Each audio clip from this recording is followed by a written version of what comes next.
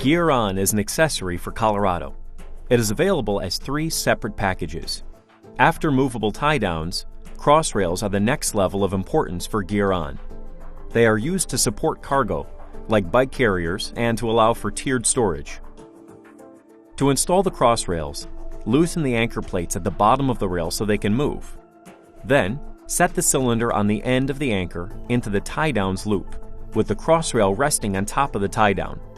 Hand tighten each of the anchor plates, ensuring that each cylinder stays fully secured in the loop. When everything is secure, fully tighten each of the anchor plates. The third level of the GearOn system is the cargo divider. This device uses the upper tie-downs as well. The cargo divider is secured in the same manner as the cross rail.